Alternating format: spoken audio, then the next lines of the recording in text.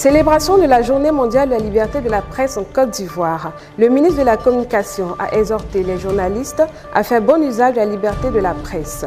Le prix de la meilleure vente de livres au titre de l'année 2014 est connu. La jeune écrivaine ivoirienne Onzata Ouattara arrive en tête du classement avec près de 4000 exemplaires vendus. Hors de nos frontières, la tension monte entre les pro-russes et les partisans de l'Ukraine unie. Sport, football, Coupe du Monde 2014. Les pachydermes de Côte d'Ivoire affichent un bon état d'esprit pour les compétitions. Mesdames, Messieurs, bonjour, bienvenue sur Djedoua TV. Le ministre d'État, ministre de l'Intérieur et de la Sécurité, Ahmed Bakayoko, a animé une conférence de presse vendredi dernier. Objectif, la position du gouvernement sur la question de la réforme de la Commission électorale indépendante. Le reportage est de Tina Yoro. La réforme de la commission indépendante intervenue le 10 avril dernier vise à mettre en place une institution efficace et équilibrée prenant en compte les aspirations de toutes les parties, a affirmé le ministre d'État, ministre de l'Intérieur, Ahmed Bakayoko. Le gouvernement a voulu prendre la formule d'une CEI qui n'est pas pléthorique, qui est comme on retrouve dans tous les pays où les choses se déroulent normalement. Certains pays comme le Sénégal ont une commission de 12 membres. Au Nigeria, c'est 13 membres. Au Ghana, c'est 7 membres. La Côte d'Ivoire doit renouer avec la normalité. Donc, nous partons à l'Assemblée dans le souci de faire passer ce texte. Il a également souligné que le gouvernement n'a pas l'intention de renégocier le projet de loi sur la réforme de la CEI qui sera soumis au Parlement en mai prochain et rentrera en vigueur un mois plus tard. Donc, nous n'avons pas l'intention, au niveau du gouvernement, de renégocier ce texte. La fête du travail, dans sa version chrétienne catholique, a été célébrée ce jeudi 1er mai à la chapelle des Sœurs Dorothée de Cocody-Angré. Le reportage est de Amankassi Roger. À l'instar de tous les travailleurs de Côte d'Ivoire, les chrétiens de la chapelle des Sœurs Dorothée Cocody-Angré ont célébré la fête du travail dans la communion et la dévotion. À la différence de la célébration profane, la version catholique consiste à honorer Saint Joseph artisan, celui-là qui a travaillé durant toute sa vie pour assurer le quotidien du Christ et les siens. Aussi, cette cérémonie vise-t-elle à honorer tous les travailleurs et à formuler des prières à Dieu à l'endroit de tous ceux qui sont en quête d'emploi. Le travail, ce n'est pas seulement nous qui sommes dans l'administration, mais c'est tous ceux qui exercent un travail qui contribue à l'épanouissement de l'individu. Le 1er mai est la fête de Saint Joseph Travailleur, qui est le saint patron de tous les travailleurs. Donc pour mémorer ce jour, au-delà même de la fête du travail, je viens à l'église pour rendre grâce déjà au Seigneur pour ce travail qui m'a permis d'avoir et lui confier par la suite ma carrière professionnelle. Le 1er mai pour l'église, c'est d'abord la fête de Saint Joseph Travailleur ou Saint Joseph Artisan. En tant que patron, ou j'allais dire saint patron de tous les travailleurs, c'est aussi la fête du travail. Tous, parce que nous sommes aussi appelés à travailler.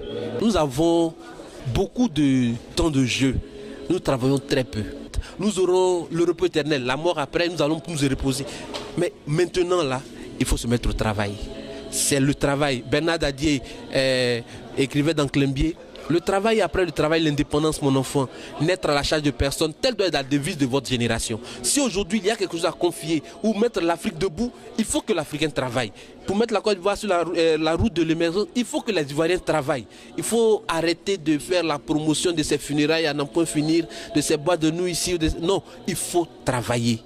C'est seulement le travail qui fait l'homme. C'est seulement le travail qui met debout. C'est dans la joie que chacun a regagné les siens.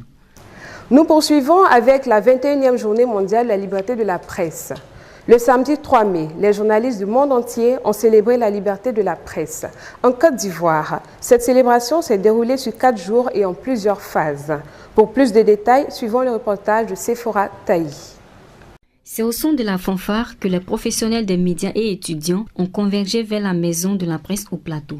Ils avaient à leur tête la ministre de la Communication et porte-parole du gouvernement, Maître Afoussiata Bomba-Lamine, et la présidente par intérim de l'UNJCI, Abiba Dombele. Guillaume Bato, secrétaire général du syndicat national de la presse privée de Côte d'Ivoire, a attiré l'attention du gouvernement sur l'état actuel de la liberté de la presse en Côte d'Ivoire. Si l'on s'en tient au classement de Reporters sans frontières 2014, en 2013, la liberté de la presse a été plus malmenée en Côte d'Ivoire en 2012. puisque de la 96e place, notre pays pointe aujourd'hui à la 101e place sur 180 pays évalués. Nous avons reculé de 5 pas. La faute, pourrions-nous dire, à des faits comme l'assassinat crapuleux de notre jeune confrère Désiré Oué, abattu de plusieurs balles à son domicile dans la nuit du 14 au 15 mars 2013, alors qu'il rentrait du travail. Après avoir récompensé les lauréats du concours de caricature, Afoussata Lamine a exhorté les journalistes à plus de professionnalisme pour le développement de notre pays. Il faut continuer à faire des efforts, que ce soit les acteurs des médias et le gouvernement, pour que la liberté de la presse soit assurée dans notre pays, pour que la Côte d'Ivoire retrouve le peloton de tête. Le gouvernement en appelle donc à votre professionnalisme et à votre sens des responsabilités. Pour paraphraser John Kennedy, je dirais, arrêtez de demander ce que l'État peut faire pour vous en matière de liberté de la presse, mais plutôt dites-nous comment vous pouvez contribuer à faire de cette liberté un instrument au service du développement. Cette 21e édition de la Journée mondiale de la liberté de la presse a eu pour thème la liberté des médias pour un avenir meilleur, contribuer à l'agenda de développement post-2015.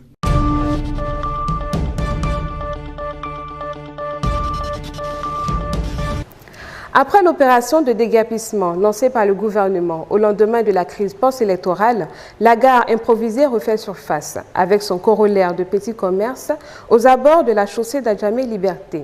Reportage grand format signé Arsène Kouassi.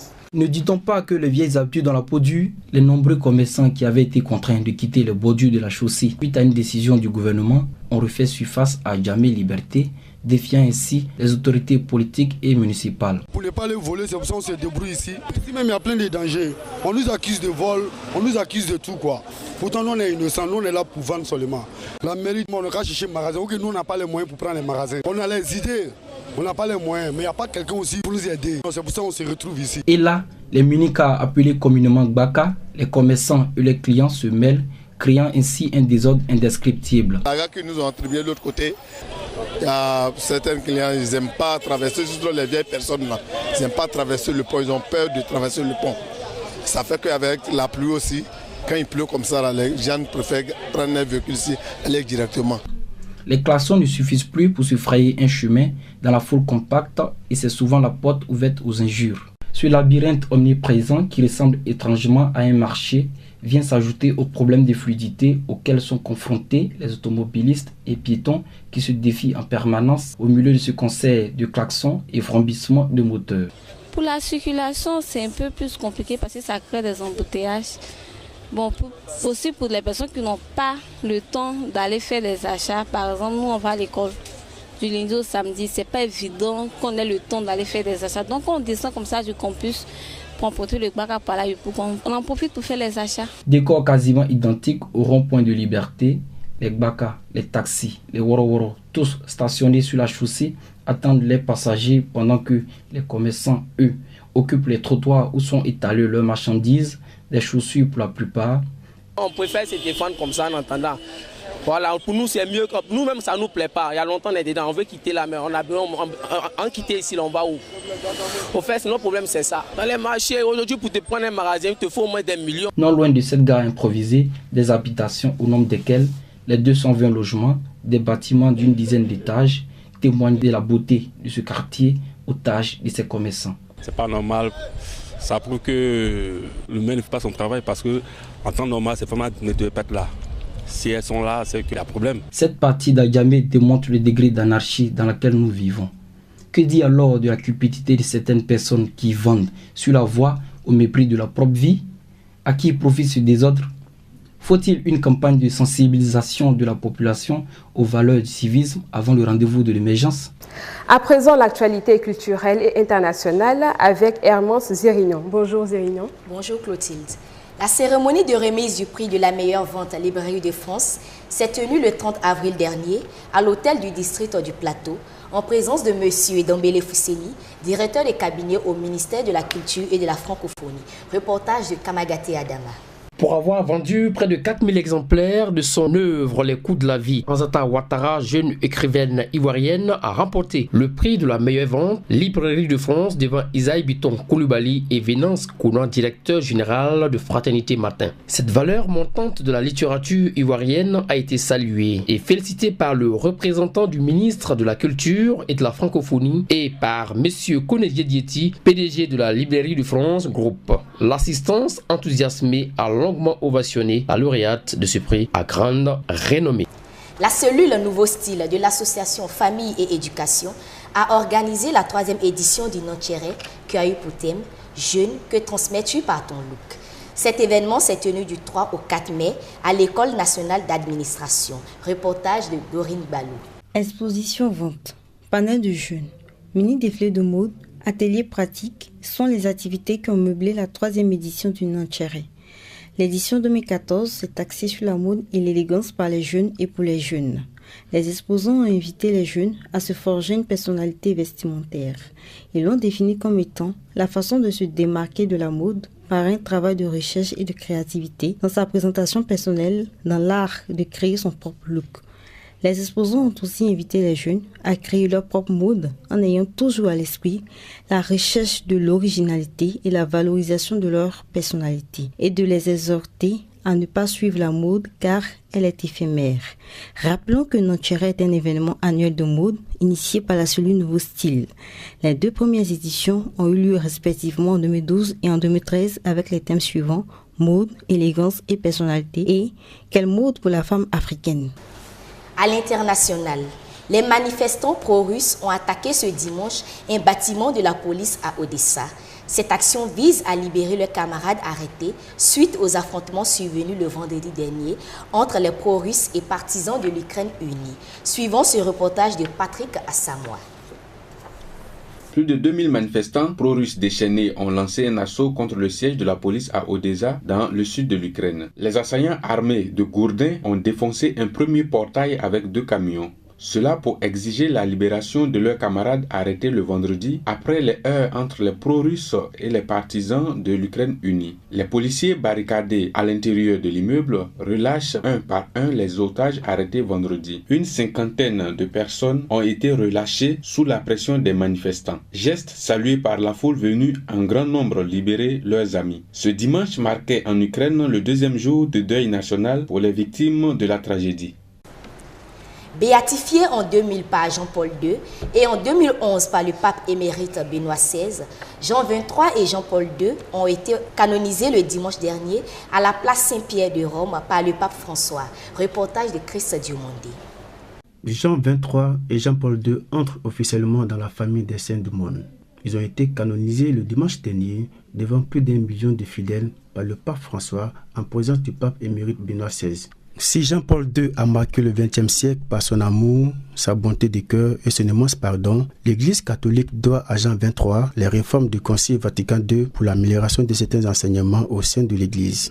J'ai été malade pendant des années. Avec mon cousin, prêtre Cyril, on était passé sur la tombe du pape Jean-Paul II, prier. Et juste après ça, je m'étais rendu pour le pèlerinage de Lourdes.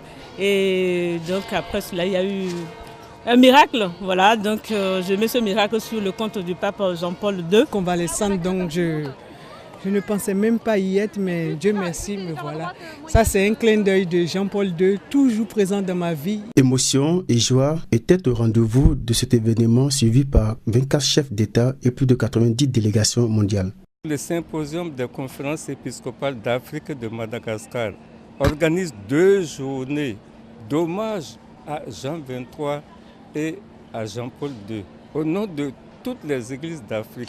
Nous avons maintenant un des nôtres qui est physiquement au ciel.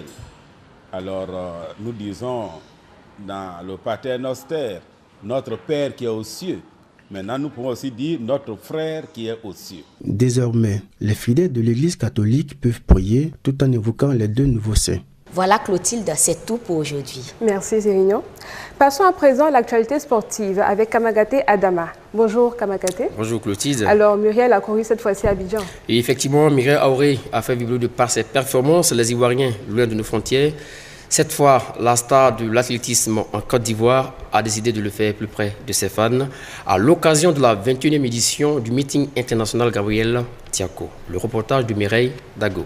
La 21e édition du meeting Gabriel Tiako a vu la participation d'une invitée de taille en la personne de Muriel Aoré, la vice-championne du monde aux 100 et aux 200 mètres au stade Flambeau Neuf de Moscou.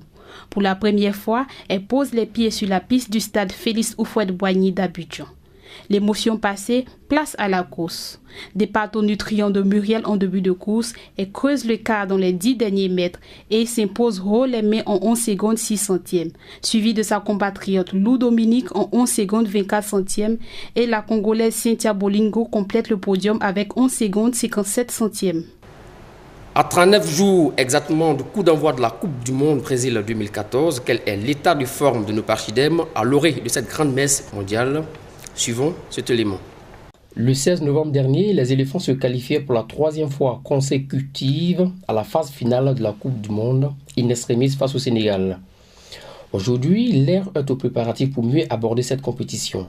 Important donc de connaître l'état de forme de nos footballeurs. Seredier et Giovannicio participeront à leur premier mondial. Ainsi, les Ivoiriens pourront-ils compter sur leur fraîcheur? Yaya Touré, le joueur de Manchester City, est le plus attendu. Ce dernier n'attend qu'une chose, le coup d'envoi de cette grande messe du foot mondial.